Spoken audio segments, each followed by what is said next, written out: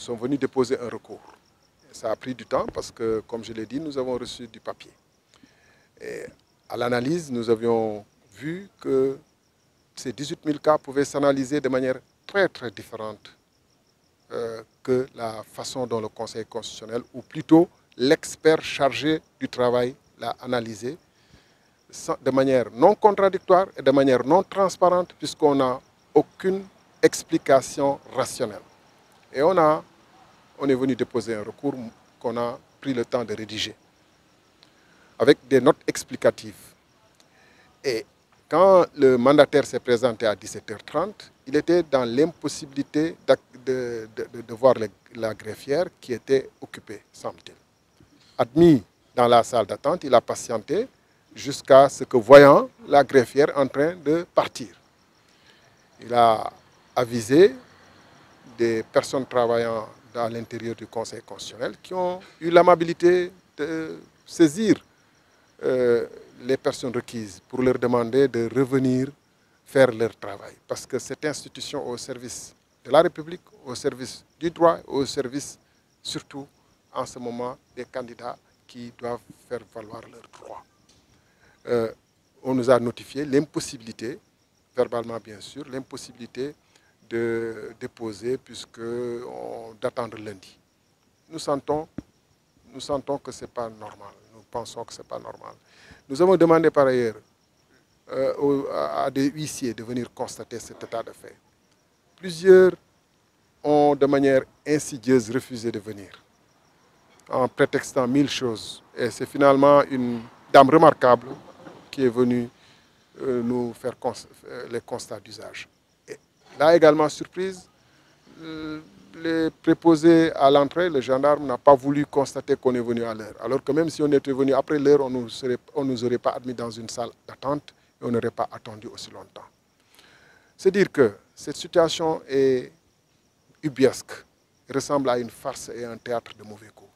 Nous sommes dans une république qui se prétend être une des plus grandes démocraties au monde. J'entends souvent le président de la République dire que nous sommes dans une démocratie digne des plus grandes nations.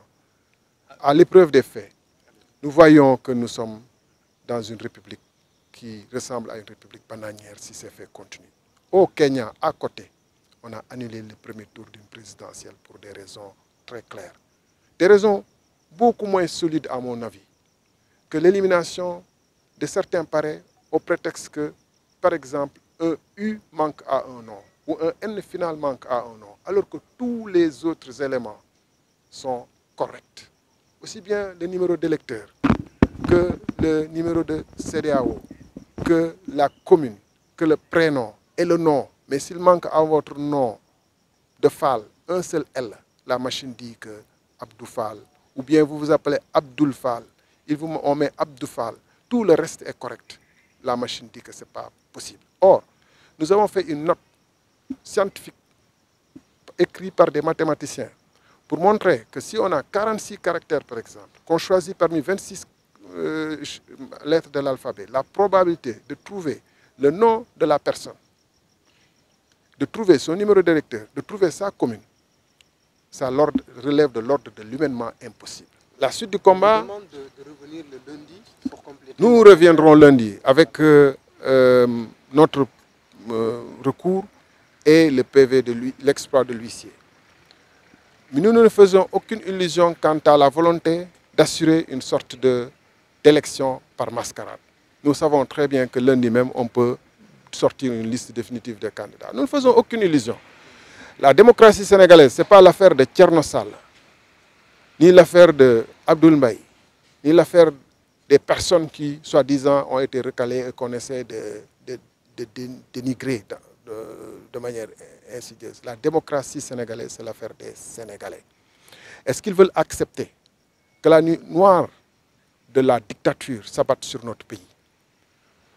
Ou est-ce qu'ils veulent accepter, ou est-ce que les Sénégalais sont prêts à payer le prix qu'il faut pour qu'on reste un pays libre, où les institutions, et notamment la justice, fonctionnent de manière libre, équitable et au service du droit et de la liberté?